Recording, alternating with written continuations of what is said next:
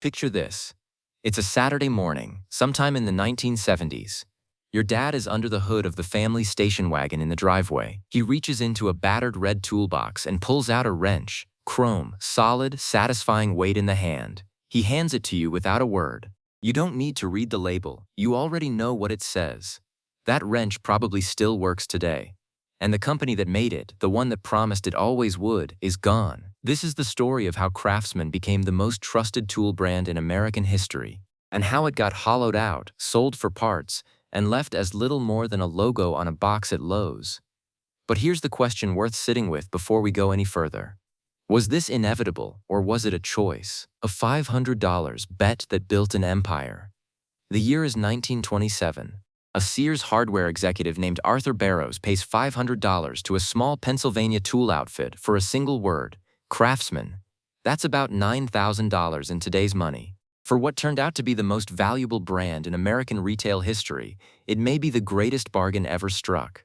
Sears itself had started 40 years earlier as a mail-order watch business run out of Minnesota by a railroad agent named Richard Sears. By 1916, Sears was mailing 50 million catalogs a year. For most of rural America, there were exactly two books in the house, the Bible and the Sears catalog.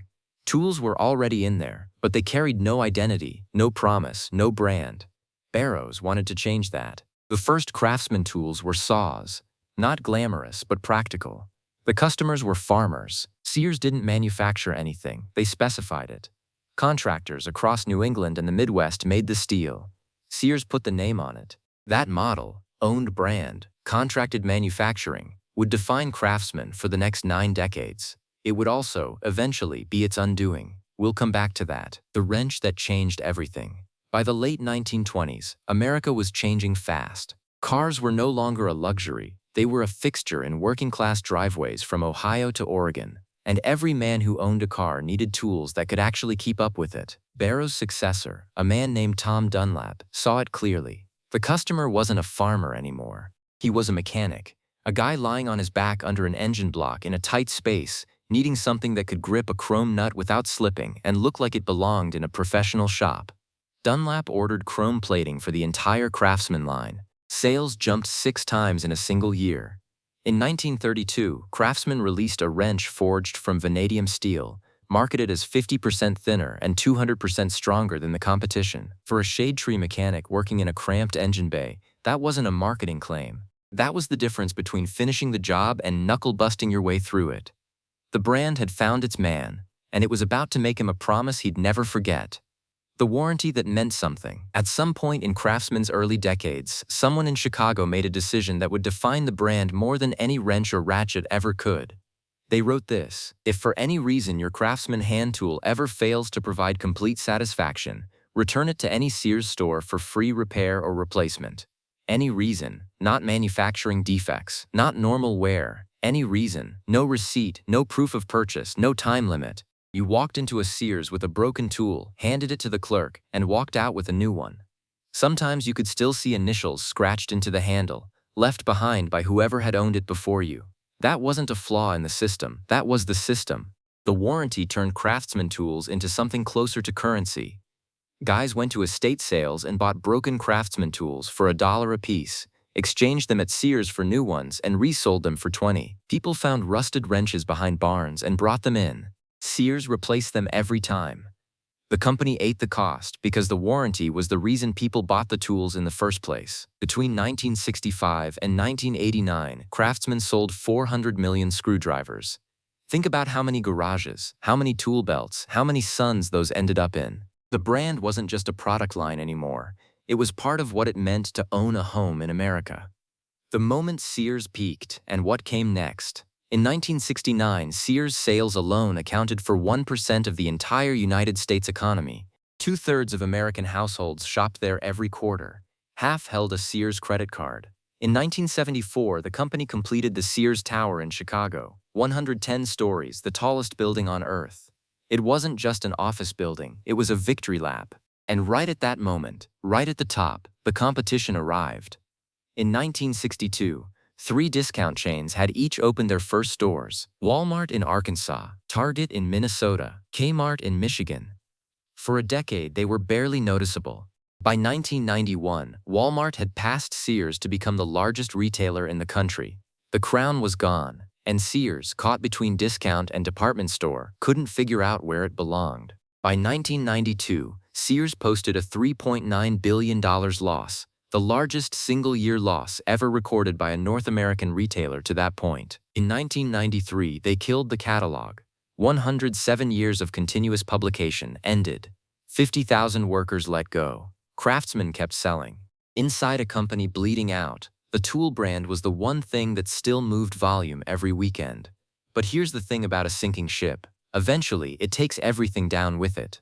The slow hollowing out. Around 2010, something started to change. Quietly at first, then impossible to ignore. The American manufacturer Sears had contracted with for decades began moving production to China.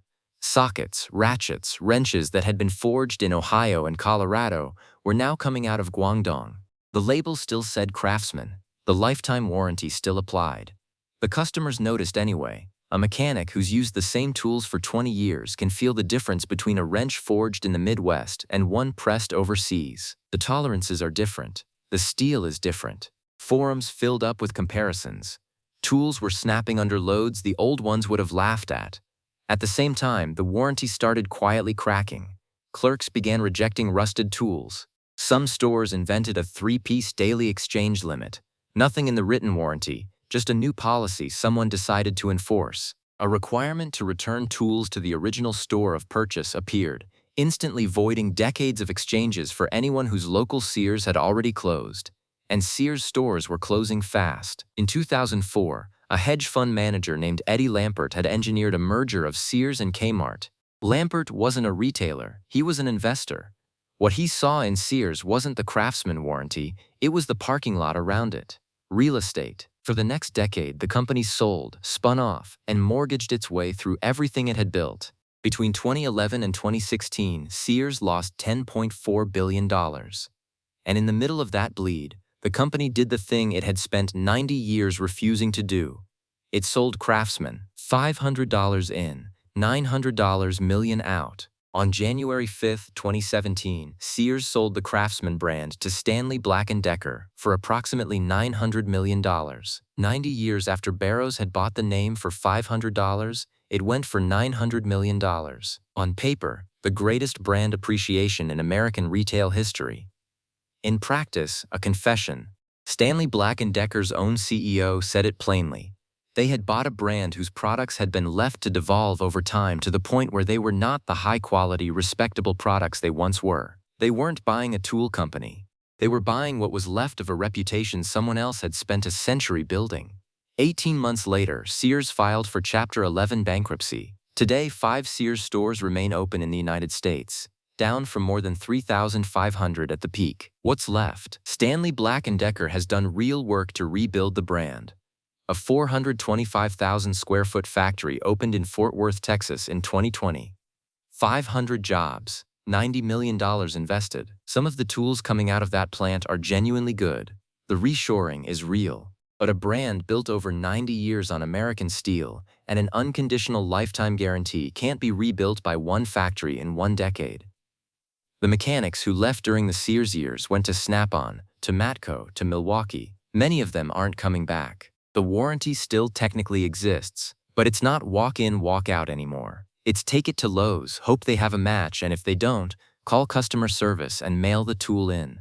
Same words on paper, different promise and practice. Somewhere in America tonight, a man is reaching into a toolbox his father left him. He pulls out a wrench forged somewhere in the Midwest in 1973. The chrome is dull but unbroken. It still works perfectly. That wrench is the last honest piece of what Sears built. The empire is gone.